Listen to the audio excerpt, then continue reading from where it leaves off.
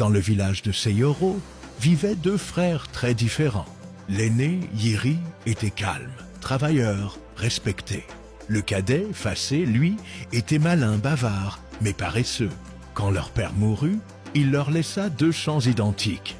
Avant de partir, il dit « La richesse ne vient pas de ce que je vous laisse, mais de ce que vous en ferez. Travaillez et que Dieu vous élève. » À la première pluie, Yiri se leva tôt. Il sarclait, semait, arrosait. Même quand il était fatigué, il continuait. Son champ devenait beau, ordonné, plein de vie. Facé, de son côté, préférait rester à l'ombre du manguier. « La terre ne s'en va pas, disait-il, je commencerai demain. » Mais les jours passaient et son champ restait vide. Pendant ce temps, celui de Yiri faisait parler tout le village.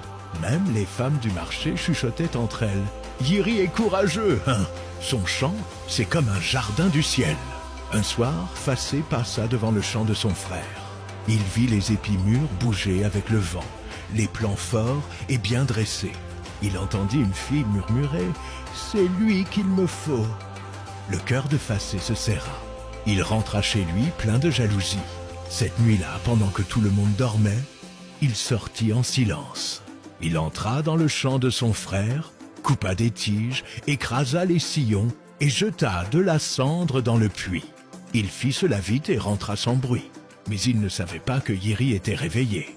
Il avait vu toute la scène. Et pourtant, au matin, il ne dit rien. Il prit sa houe et recommença son travail. « Celui qui croit m'éteindre oublie que je suis fait de feu, » murmura-t-il. Les semaines passèrent. La terre, fidèle à l'effort, redonna encore plus que ce qu'elle avait perdu. Les épis repoussèrent, les feuilles brillèrent à nouveau, et le champ retrouva sa beauté. Le jour de la fête du village, les anciens vinrent visiter les champs. Celui de Facé n'avait rien, juste de la poussière et des regrets. Celui de Yiri brillait encore. Le griot s'avança, sa canne en main, sa voix claire. Deux frères, deux champs, deux choix. L'un a semé son courage, l'autre sa jalousie.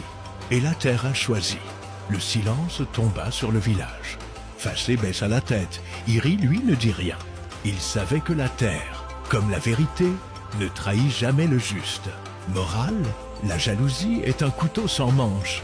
Elle blesse celui qui la tient. Et dans la vie, ceux qui plantent avec patience récolteront, même après qu'on ait essayé de les détruire.